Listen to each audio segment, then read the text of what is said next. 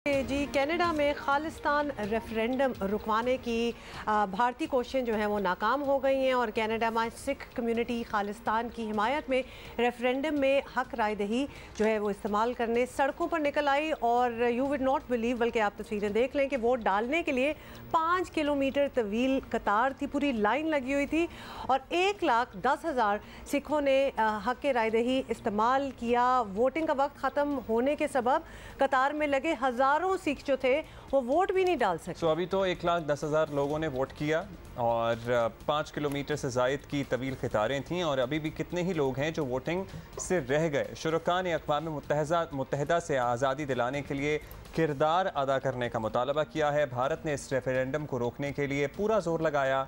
मुझे तो लगता है टेंशन डाइवर्ट करने की वहाँ पे बरतानिया में लेस्टर में मुस्लिम हिंदू फसादात कराने की भी अपनी तरफ से कोशिश की, लेकिन कनेडियन हुकूमत ने खालिस्तान रेफरेंडम रोकने से इनकार करते हुए साफ साफ कह दिया कि रेफरेंडम सिखों का कानूनी जमहूरी हक है जिसे रोक नहीं सकते। खालिस्तान रेफरेंडम का होना आलमी सतह पर भारत की बड़ी सिफारती नाकामी बताया जा रहा है। रेफरेंडम के लिए वोटिंग से कबल कनाडा के शहर टोरंटो में सियासी कशीदगी में बेतहाशा इजाफा भी हो गया। मीडिया रिपोर्ट्स के मुताबिक मुश्तइल अफराद ने एक मंदिर में तोड़फोड़ की जिस पर भारतीय हुकूमत ने कनाडा से कार्रवाई का मुतालबा किया। आपको पता ही है फिर मोदी की जो हिंदुत्व आइडियोलॉजी के मानने वाले हैं पैरोकार, जो भक्त हैं, मोदी के भक्त जिसे कहते हैं ना, वो तो फिर पूरी दुनिया में मौजूद हैं और वो हिंदू सुपीरियॉरिटी में बिलीव करते हैं। फिर वो ना सिखों को कुछ समझते हैं ना मुसलमानों को कुछ समझते हैं, एनीथिंग बट हिंदू तो फिर वो कुछ भी नहीं समझते। Badar Munir Chaudhry is joining us from Toronto, उनसे बात करते हैं। पहले तो Badar, thank you so much, आपने टाइम निकाला हमारे लिए। ये बताएं कि इस रेफरेंडम की क्या हैसियत है? ये कोई ऑफिशियल हैसियत में हो रहा था या फिर it's just a power show? इसको आप डिस्क्राइब किस तरह करेंगे? मेरे ख्याल में लफ्ज़ जो आपने बोला है ना, पावर शो, ये बेहतरीन लफ्ज़ है।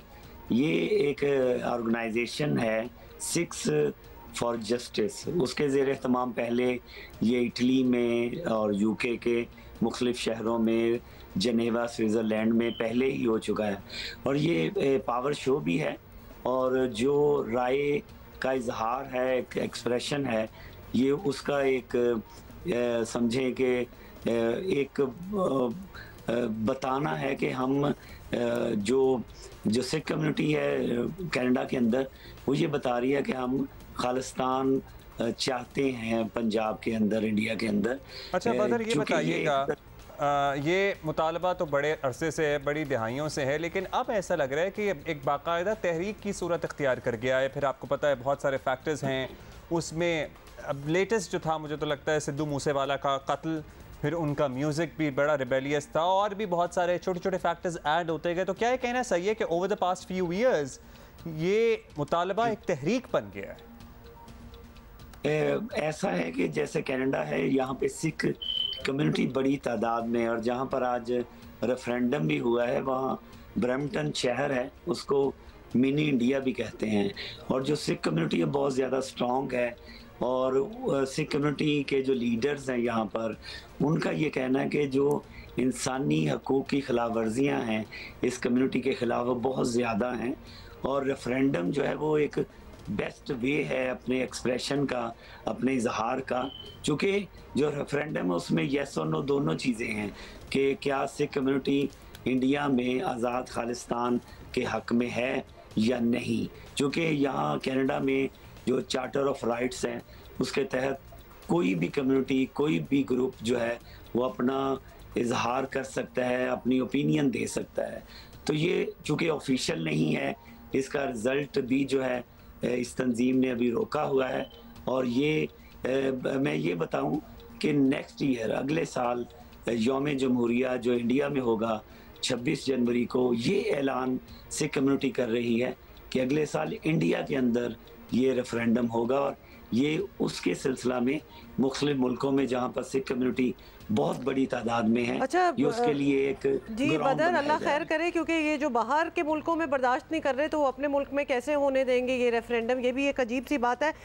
लेकिन for people who are watching हम ये भी इंफॉर्मेशन दे दें कि पिछले साल 31 अक्टूबर को पहला जो था ये रेफरेंडम लंदन में, यूके में करवाया गया था और उसके बाद फिर वो स्विट्ज़रलैंड में भी हुआ और इटली में भी वोटिंग कराई गई। एंड ऑफ कोर्स जिस तरह बदर आप भी बता रहे हैं, कनाडा में सबसे ज़्यादा सिख बरादरी की तादाद है। ऑफिशियली भी इसके हवाले से कोई नोटिफिकेशंस होती हैं या फिर इनको बस करने दिया जा रहा है? क्या जिन मुल्कों में ये वोटिंग हो रही है क्या उनकी हुकूमतें भी इनको सपोर्ट कर रही हैं? इसको किस तरह देखेंगे, वरना तो इंडिया और इन मुल्कों के ताल्लुकात पे बड़ा असर पड़ेगा।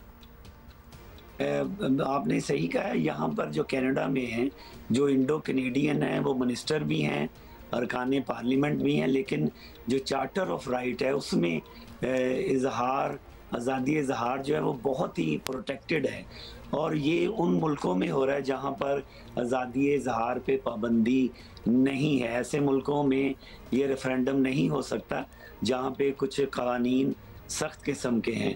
अभी चूँकि ये जो सिक्स फॉर जस्टिस है, इनका जो हेडक्वार्टर है वाशिंगटन डीसी में है, न्यूयॉर्क में है। ये जहाँ भी करवाते हैं उससे पहले उस मुल्क के कानून का और आइन का और चार्टर ऑफ राइट्स का जायज़ा लेते हैं। फिर वहाँ पर बाकायदा तौर पे पुलिस को इन्फॉर्म किया जाता है, मुतलका अथॉरिटीज से बात की जाती है। जैसे हाईवे आज एक बंद हो गया, पुलिस जो है वहाँ पे मौजूद थी, उन ट्रैफिक कंट्रोल कर रही थी। आप पुलिस की बात कर रहे हैं तो बदर ये भी रिपोर्ट्स पहुंची हैं कि वहाँ पे इससे पहले ज़रा हालात भी कशीदा हुए, और आपको पता ही है मोदी के भक्त जो हैं वो तो हर जगह मौजूद ही होते हैं। तो क्या कोई रिफ्ट वगैरह भी हुई? दूसरी कम्युनिटी जो एक्सट्रीमिस्ट राइट विंग हिंदूज़ हैं, जो मोदी सरकार की हिंदुत्व पॉलिसी को मानने वाले हैं, उनका कोई रिएक्शन था जो लोकल सतह पे ऑब्जर्व किया गया? जी जी, बिल्कुल बिल्कुल था। एक दिन पहले एक मंदिर पे कुछ लिखा गया था खालिस्तान के हवाले से, तो उस पर लड़ाई झगड़ा भी हुआ। फिर एक सिख लीडर का पोस्टर फाड़ा गया जिसपे सिख कम्युनिटी ने जाके पुलिस को शिकायत की और एक शख्स को चार्ज भी किया गया।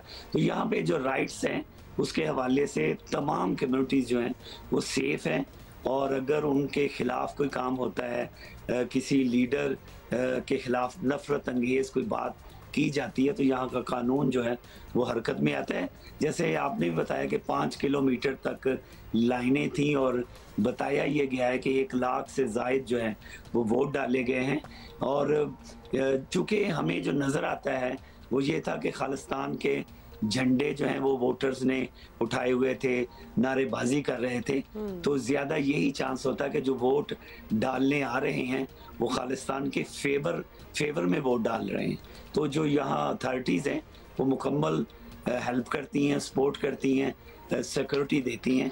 अब देखना ये है कि ये जो कनाडा ने रिकॉर्ड तोड़े हैं अपने वोटिंग के हवाले से, अब जो अगला स्टेशन है इनका वो देखते हैं। और अगले साल जो नजरें हैं सिख कम्युनिटी की वो इंडिया के अंदर हैं कि यौम जमहूरिया पे 26 जनवरी को उन्होंने कहा जी हम ऐलान करेंगे, बाज़ाब्ता डिमांड सामने आएगी। बहुत शुक्रिया आपका, बहुत शुक्रिया बदर मुनीर चौधरी। हमें अच्छा, साथ ही हम ये बता दें आपको कि जस्ट साइड नोट कि इंडिया ने कोशिश बड़ी की थी कि कनेडियन हुकूमत से भी बात की थी कि ये जो रेफरेंडम है इसको रुकवाया जाए, लेकिन ऑफ कोर्स उनके अपने राइट्स इतने स्ट्रॉन्ग हैं कि उन्होंने नहीं रोका। Welfare state in the truest form जिसे कहते हैं, truest sense of the word.